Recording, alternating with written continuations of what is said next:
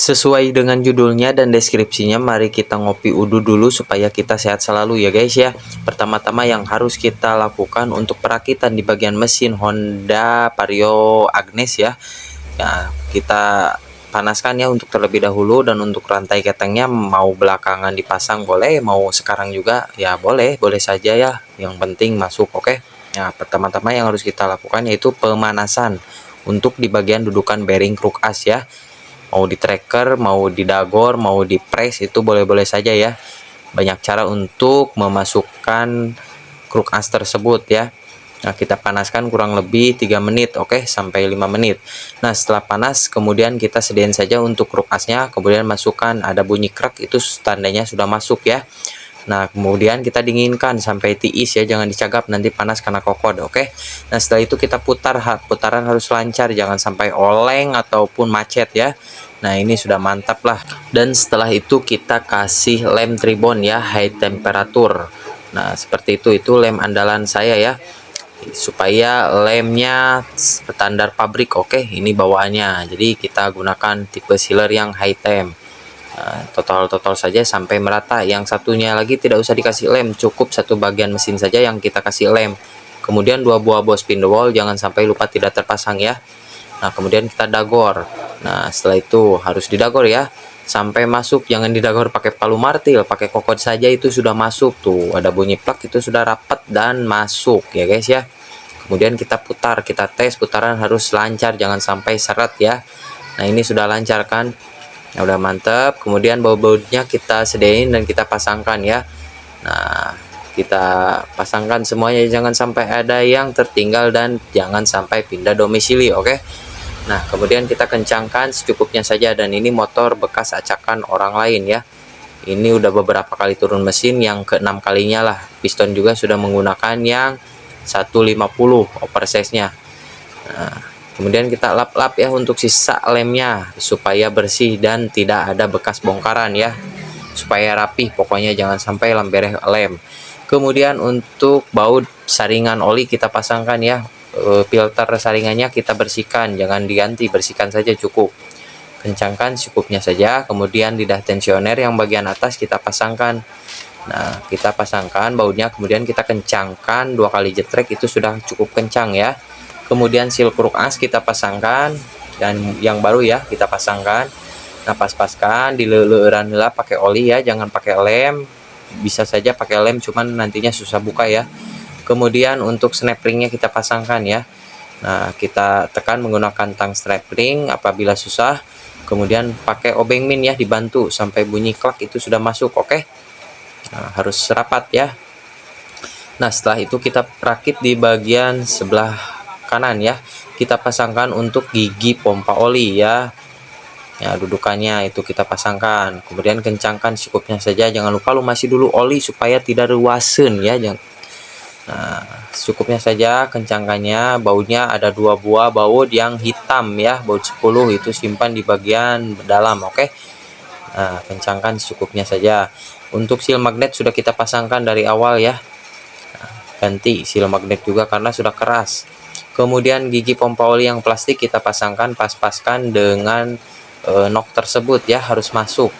Nah, setelah masuk kemudian tes, nah, harus ikut berputar, jangan sampai ngelos ya. Nah, itu tandanya sudah mantap kalau misalkan ikut berputar. Nah, kemudian pasangkan untuk tutupnya ya, jangan sampai terbalik. Nah, itu juga terbalik wae lah di bagian tutup pompa olinya. Nah, kita ketuk perlahan saja, jangan dikasih lem. Apabila masih bagus orinya, kalau misalkan sudah rusak wajib ganti ataupun dikasih lem ya. Nah, kita pasangkan bautnya, 2 buah baut. Kita kencangkan secukupnya saja, oke. Untuk o-ringnya kita tidak ganti, kita tidak melakukan pengeleman karena masih bagus ya, dijamin 100% gak bakalan bocor oli ya. Nah, untuk seal magnet juga sudah baru, oke. Kemudian setelah itu kita rakit di bagian mesin depan. Pasangkan 2 buah bos spindle wall, yang awalnya ini cuma dipasang 1 ya. Nah, karena tidak ada, jadi keseluruhannya ada 4 bos spindle wall. Cuman yang terpasang ada 1 ya, yang 3 lagi hilang ataupun tidak terpasang ya dari bengkel yang sebelumnya. Nah, pokoknya ini motor bekas acakan orang lain ya, yang aduh udah parah ini mah. benar-benar udah ladeg, piston juga terbalik, pemasangan ringnya yang in malah disimpan yang di X, yang X malah disimpan yang di in. Oke. Nah, jangan lupa untuk packing kertasnya kita pasangkan ya, jangan dikasih lem. Untuk yang sebelumnya itu lamber dengan lem penuh ya, sampai menyumbat di bagian jalur oli, itu gak boleh ya, kebakalan bocor kalau packing kertas selagi si permukaan crankcase mesinnya itu rata ya. Nah, kemudian ketuk pen pistonnya, kita masukkan, ring piston sudah rakit di bawah ya. Nah, untuk pemasangan klip pengunci pen piston kita kasih lap dulu ya, untuk pemula wajib. Nantinya kalau misalkan tidak dikasih lap bisa-bisa ngacel nggak jero ya, susah nyokot. Nah, kemudian kita menggunakan bekas pentil ya, bukan bekas, ini pentil ya, untuk pembuka pentil ban. Nah, cukup dicungkil saja tuh, sangat mudah dan simpel ya jika menggunakan seperti itu. Nah, kemudian tarik lagi lapnya, lepaskan. Nah, setelah itu kita pasangkan blok pistonnya ya. Oke. Nah, kasih leleur dulu ya di bagian linernya supaya tidak ruwasen saat pertama mesin dihidupkan. Oke. Nah, pasangkan seperti itu. Hati-hati untuk cara masukkan di bagian ringnya, jangan sampai melintir. Kalau melintir bahaya ya, nantinya bisa ceket lagi, bahaya. Nah, kemudian tarik dulu untuk rantai ketengnya, keluarkan terlebih dahulu ya. Nah, kemudian dagor-dagor pakai kokot ya, jangan pakai palu. Oke. Nah, kalau misalkan pakai palu, palu karet aja, jangan pakai palu martil ya, bejat nantinya, penyok. Nah, kemudian tarik rantai ketengnya keluar. Oke. Nah, sambil putar, sambil cek putaran harus lancar.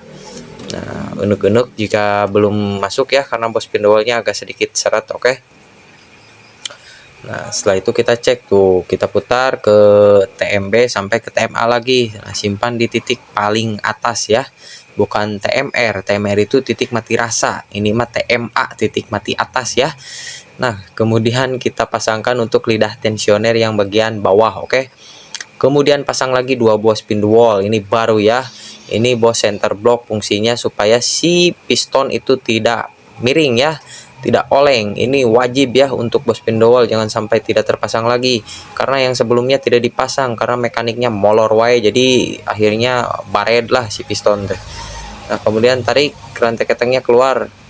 Nah, kemudian pasangkan untuk blockheadnya. Ini blockheadnya sudah kita disekir ya, untuk klep in dan X nya sudah kita bersihkan untuk di bagian kubahnya, jadi langsung tinggal plak masang aja. Oke. Untuk klep mah belum kita setel ya untuk kerenggangannya, jadi nanti belakangan setelah pengetopan atau setelah pemasangan di bagian gear timing. Nah, kita pasangkan seperti itu ya. Nah, ini akibat kesalahan oli, udah pemasangan piston dibalik, kemudian bos spindle wallnya tidak dipasang, baut-baut pada selek, hancur pokoknya, ini mah benar-benar hancur ya. Nah, pasangkan nih seperti ini. Nah, kita ketuk tuh menggunakan palu karet, jangan pakai palu martil ya. Nah, nanti somplak, potong, bahaya tuh, kayak nomok, lain kalah untung tapi malah kalah buntung ya, rugi jadinya. Jang udut jang ngopi liur lah karena huluna. Kemudian ringnya kita pasangkan ya. Ya, ringnya ada 4 buah ring tuh kita pasangkan. Kemudian murnya kita pasangkan ya, sama ada 4, mur 12, baut yang pinggir 10 kita pasangkan ya.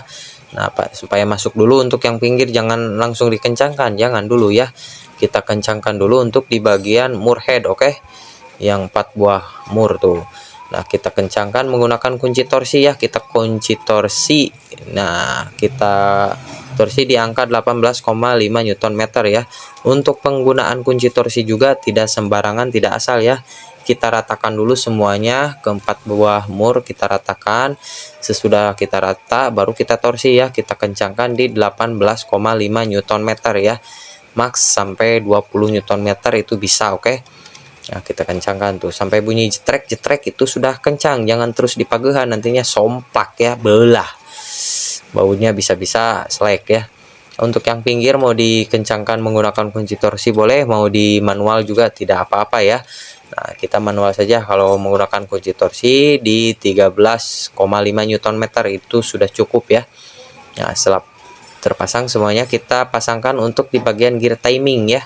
Gear timingnya kita pasangkan. Nah, seperti itu ya cara pemasangannya. Yang angka 1 dan angka 2, untuk yang angka 1 itu simpan di bagian atas, yang angka 2 simpan di bagian bawah. Yang terpenting patokannya harus sejajar dengan garis bibir head tersebut ya. Nah, untuk garisnya harus sejajar. Nah, apabila kurang ngegeser, tinggal eser-eser saja menggunakan obeng min ya, yang kecil tuh seperti itu. Nah, sampai benar-benar pas ya, jangan sampai melenceng. Oke. Untuk penggeserannya ataupun pengetopan, apabila ragu, kita cek aja di bagian magnet ya. Magnetnya ada tanda T, itu harus sejajar ya dengan garis di crankcase tersebut. Ya, kemudian bautnya kita pasangkan. Oke. Nah, ada 2 buah baut 8, kemudian pasangkan untuk lidah, bukan lidah sih namanya itu, stud otomatis rantai keteng ya, kita pasangkan dulu ya sebelum melakukan pengencangan. Nah, kencangkan secukupnya saja menggunakan baut 10 ya. Nah, sediain saja obeng min, kemudian kencangkan sampai otomatis ya, sampai menekan si lidah tensionernya. Sudah mantap, kemudian kencangkan ya, nanti udah kita kencangkan ya. Nah, pasangkan bautnya supaya tidak ada bunyi ces ces ces saat mesin pertama kali dihidupkan. Oke. Nah, baru sekarang kita setel kerenggangan klep ya. Nah, untuk yang bagian in kita setel di 0,12 mm ya.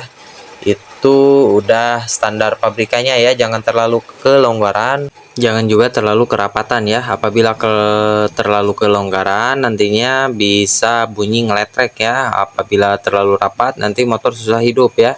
Jadi yang sedang-sedang saja, harus diusahakan standar pabrikannya ya supaya mantap.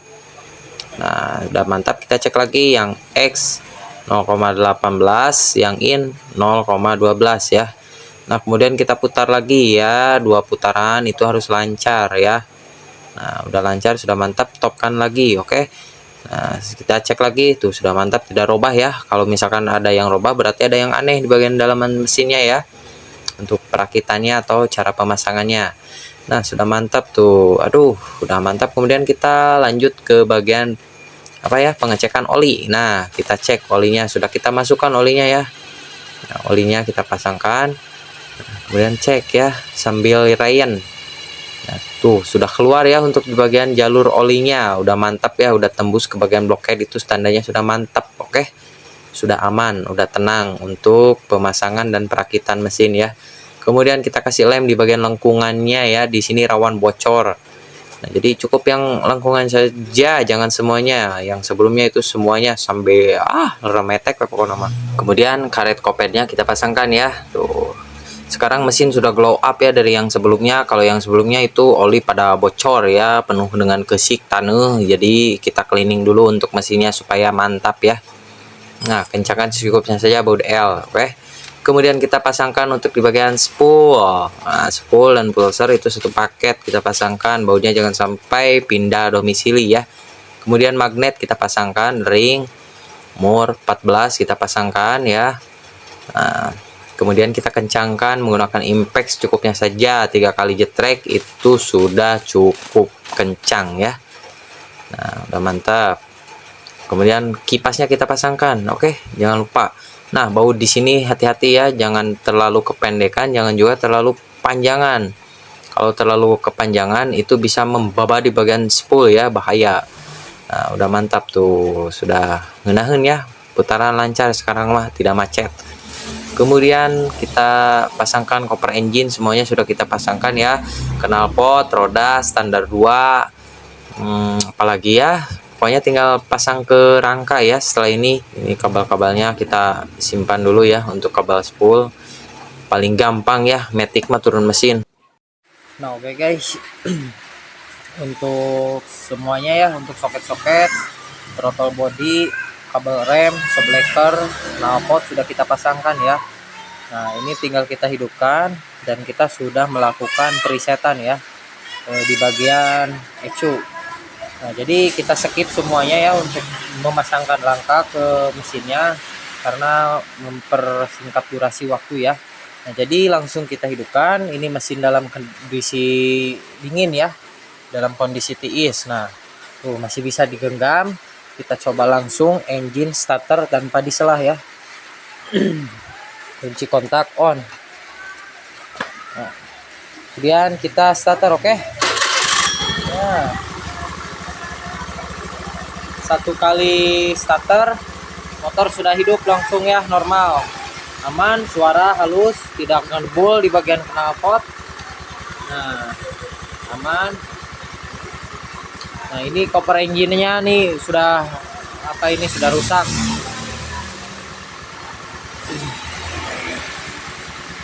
Jangan dulu dibelayar karena mesin dalam kondisi Rayon, oke? Kita tunggu Rayon 15 menit sampai 20 menit. Biarin saja tanpa dibelayar. Nanti setelah Rayon 20 menit baru kita belayar ya.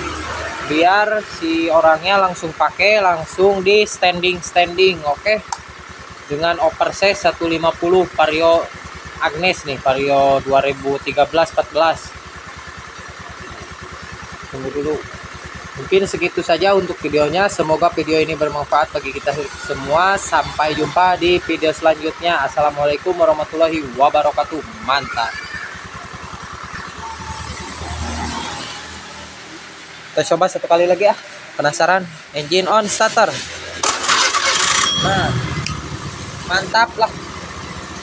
Tinggal cairkan ke konsumennya buat ngopi dan jalan-jalan. Oke, mungkin segitu saja. Sampai jumpa di video selanjutnya.